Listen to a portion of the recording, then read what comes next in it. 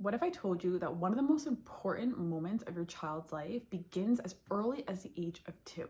And this isn't because they are learning colors or numbers, but because they are learning one of the most important questions that will shape the rest of their life. Do I belong to myself? Because somewhere around the ages of 2 to 3, your child begins to use the word no. And what most mothers don't realize is that when your kid says no, they are not trying to defy you. They're not trying to push your buttons. They're not resisting bedtime or throwing a temper tantrum because it's fun. They are beginning to understand that they have preferences, thoughts, and a will of their own. And every response they receive from an adult when they use the word no is teaching them something very important about where they fit in the world and what happens when they express that power.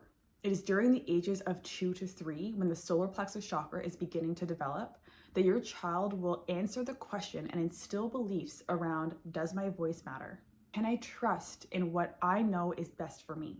Are my boundaries something that is respected? Can I be disagreeable and still be loved? And one of the deepest ones, do I need to abandon myself to receive approval from others? So in this episode, we are breaking down the solar plexus chakra development and what you can do as a mother to best support a healthy development of their power and confidence so they can be resilient leaders of the next generation.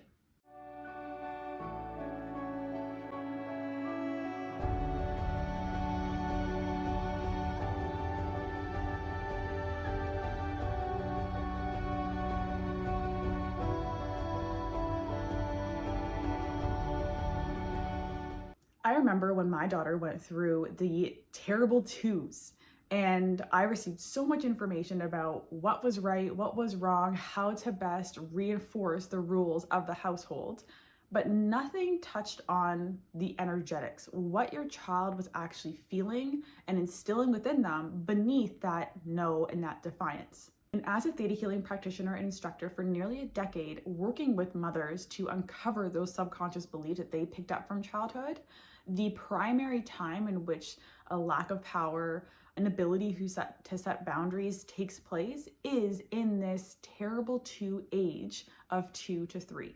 And this is why I'm so passionate about teaching you how to best support your kids and their chakra development during these 7 years. Because it is in these 7 years, when they're in that theta brainwave state, that everything that they're picking up on is their truth. Your belief systems as a mother becomes their blueprint. So when you change your belief systems around power, boundaries, self-abandonment, or self-trust, it gives them the ability to see that is the truth, that is the norm, and that is the expectation that they can have for themselves. Hit it. The solar plexus development is one of the most important ones to instill empowering beliefs around, because this center deals with will, it deals with choice, it deals with personal power, confidence, independence, boundaries, self-worth, and identity. When your child has a strong foundation for this chakra, it allows them to do things outside of the norm. It allows them to see past the veil of illusion that is presented in this world and choose what's in the highest and greatest good, regardless if the rest of the world is following. The solar plexus chakra teaches your child, is it safe to be me? So let's break down what's happening developmentally. So when your child begins to start saying no a lot, throwing temper tantrums, having really big emotions, and defying you for what looks like it's just for fun, so what's happening beneath the surface energetically is that they are beginning to realize that they are separate from mom, that they have their own thoughts, desires, and preferences. And because they haven't yet been instilled with limitations on their ability to vocalize those preferences and will, they act out in ways that seem really big to an adult. And they will fight tooth and nail to get what they know is right for them, even if it makes our job as a mother a little more challenging. And I experienced this today with my daughter Maya as I was attempting to put her down for a nap. And in my head, I felt it was in the highest and greatest good for her to have clothes on that were lightweight so she could feel more comfortable sleeping. The second she got her clothes on, she insisted that she wanted to remove them. And there was a power struggle between myself and her of me feeling, no, this is the right way, and her wanting to choose and embody something that was right for her. So after I did some reprogramming in that moment and I regrounded myself to understand that she is developing a really powerful energy center that is giving her the power to choose, I let it go, as challenging as it might have been, and let her sleep just in her underwear.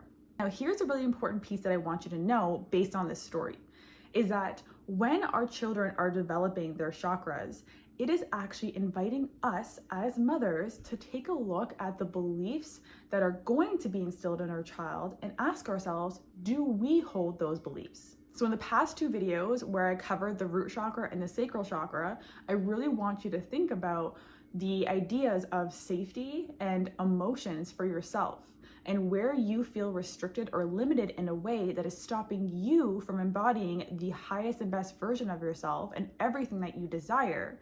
And ask yourself, is this being taught to my child? For myself and this power struggle with the solar plexus, I knew that in that moment, I was either going to instill into my daughter that she has no voice, that her thoughts and needs don't matter, that mom is right, and in order for her to receive approval from me, she has to listen to me.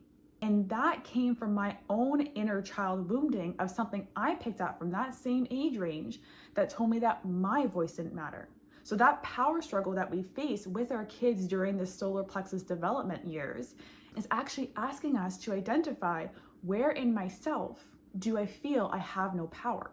Because when your child says no, what happens next in your reaction is what dictates whether or not they are going to instill empowering beliefs around their will and identity, or disempowering ones that tell them that they are powerless. And with you wanting to raise a child who is resilient, who is willing to stand up against the masses for what is right, who is confident within themselves, this is where your work as a mother comes in.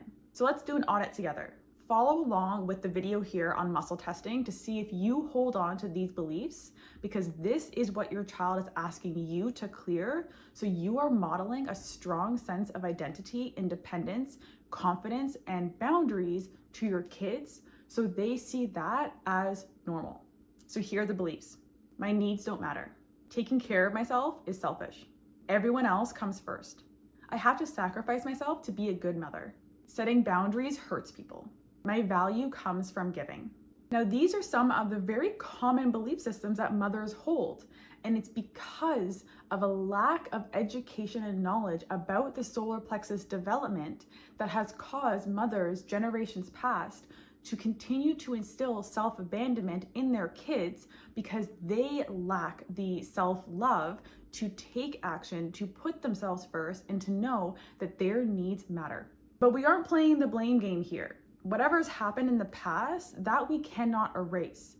But you in this moment have the power and the responsibility, because your child chose you, because you found this video, you are on the path to being the greatest teacher for the next generation. And it starts with you beginning to claim your power back and choosing that you are going to love yourself enough to put yourself first. That you are going to set the healthy boundaries that need to be set. You're going to take time for yourself, and you are going to show your child that is the standard of how we live, so your kids can see that as normal. Now, the solar plexus first begins its development between the ages of 2 to 3, when it's primarily learning, is it safe to be all of me?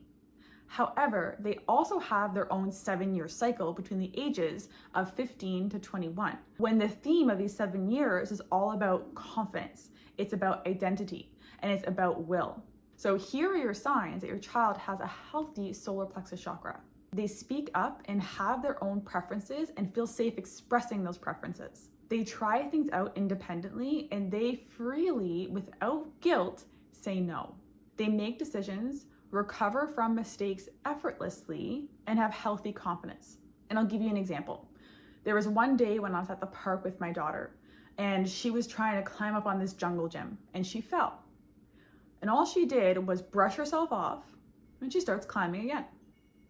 Because instead of me saying, oh, you could have done better, or you didn't do it right, I instead just calmly said, are you okay? Would you like to do it again? However, I also noticed another parent with their child have the same experience happen. Their kid was trying to go up a jungle gym and they fell. And instead of giving the child the space to recover, gain that confidence and willingness to try again, the parent said, "That's too big for you. You can't do it. Let's go somewhere else." And instantly, I saw in that child's face a sense of defeat. They wanted to do it again, but they learned in that moment that it was unsafe for them to choose something. It was unsafe to make mistakes. And that chipped away at the power within themselves and their solar plexus. So here are some signs of an imbalanced solar plexus in your child.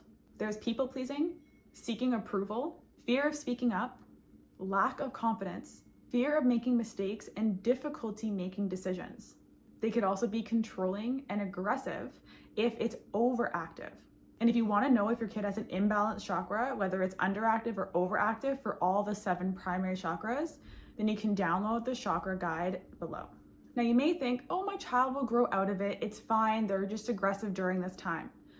Here's what I want you to really anchor in and hear me in, is that whatever your child picks up as the truth in those first 7 years when they are in this imprinting period becomes the truth that they live by as an adult. And an imbalance shows up as a lack of trust in themselves, constantly seeking permission, staying in unhealthy relationships because they fear making a choice, fear of disappointing others, and struggling to say no, suppressing their truth and feeling a general sense of powerlessness.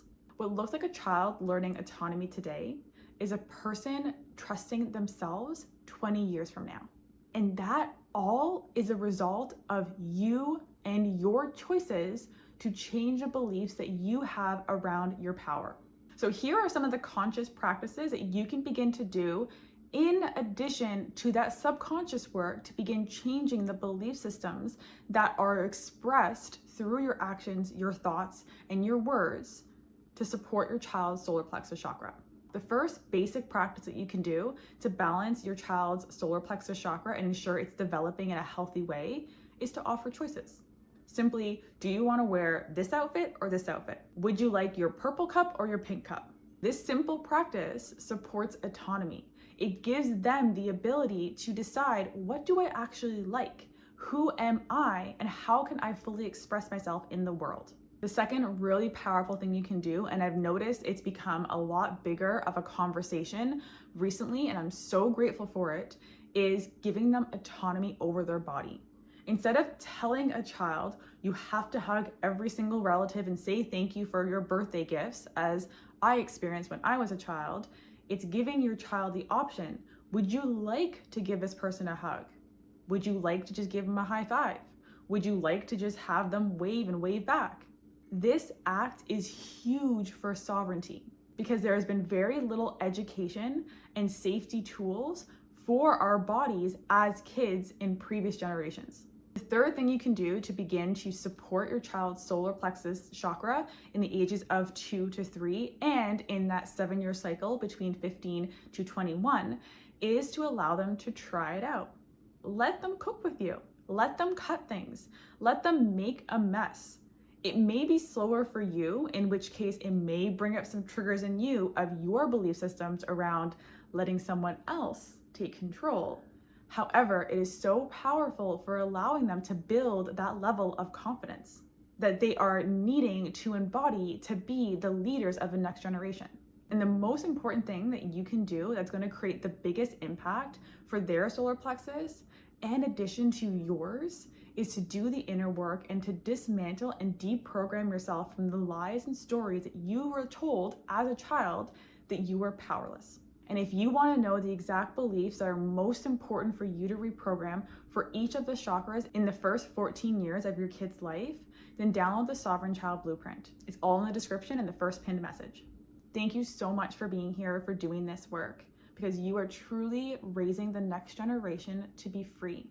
And in the next video, we are talking about the heart chakra, the center that divides the more ego chakras and the more spiritual chakras. And it's this energy center that either determines if your child believes that they are loved unconditionally or has restrictions on what they feel is capable for themselves. And until then, make sure you check out this video on the root chakra so you can begin to do this subconscious work on the most powerful energy center that's being developed in the first 7 years of your kid's life. I love you, I see you, and I honor you.